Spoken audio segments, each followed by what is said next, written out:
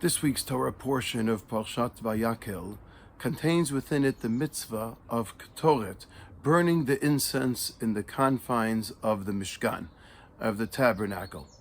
What does it mean? What is the essence, if you may, of the scent of the Ketoret, of this incense? Incense being very close to the word essence. What is it coming to tell us? What message does it transmit to us? And while Chazal grapple with this and explain a number of insights, I have a personal one that I want to share with you. I think that certainly over the last period, and certainly since the loss of Gila, I've been grappling more consistently with what exactly is the meaning of this world. What is our purpose in this world? I imagine that this is something that anyone deals with at some point in their life. Hence, a midlife crisis whereby people ask themselves, what am I doing here? What am I meant to do? What is the purpose of my creation? Why did God create the world, and why did He create us to inhabit this world? For what purpose? Now I am reading, over the last few months, I've really been grappling with this question tremendously. What is really my purpose here? I know that a large part of it boils down to concentrating and consistent efforts with regards to guiding, directing, or even enjoying and partaking from my children's and grandchildren's company. Ultimately, that is the greatest, for me at least, the greatest source of comfort, and I imagine for many others as well.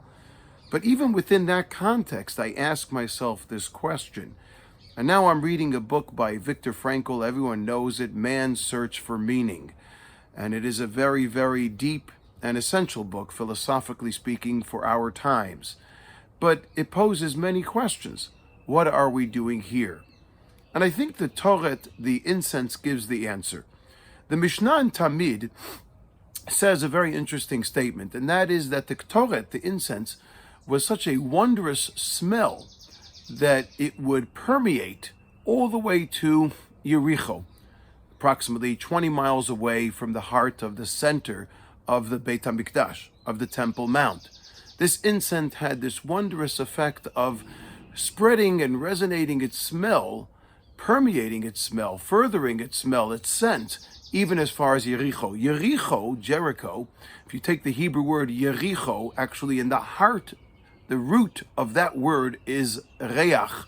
Yericho, Yud Reish Chet Vav, Reach Reish Yud Chet. Within the word Yericho is reach, which means scent, being able to smell. The Ketoret was also brought in a private room. No one else was invited to witness its service other than the Kohen himself, the priest who was involved in the service. And it was within the private room of the Kodesh and then permeated further.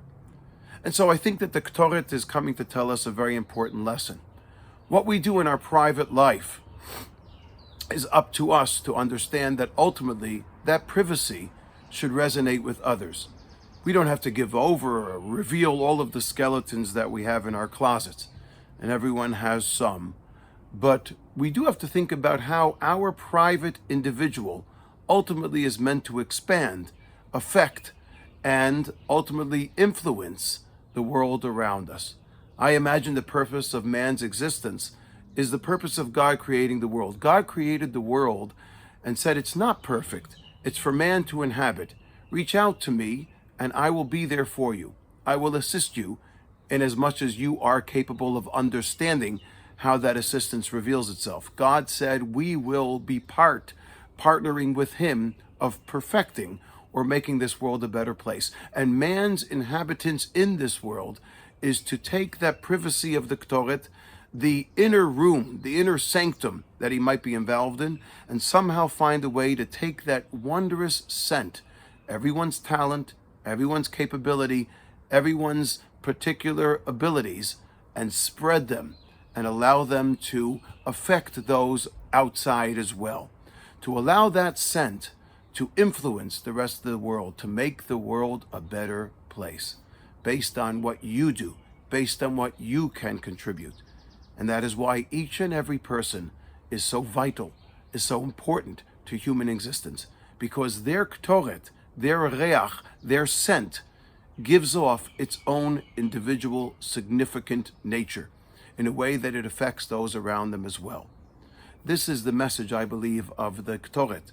And each and every one of us, in finding our purpose in this world, ultimately, should find a way in which we can use what we have, in which our God-given gifts can permeate and influence the world around us, the people around us, and ultimately make this world a better place.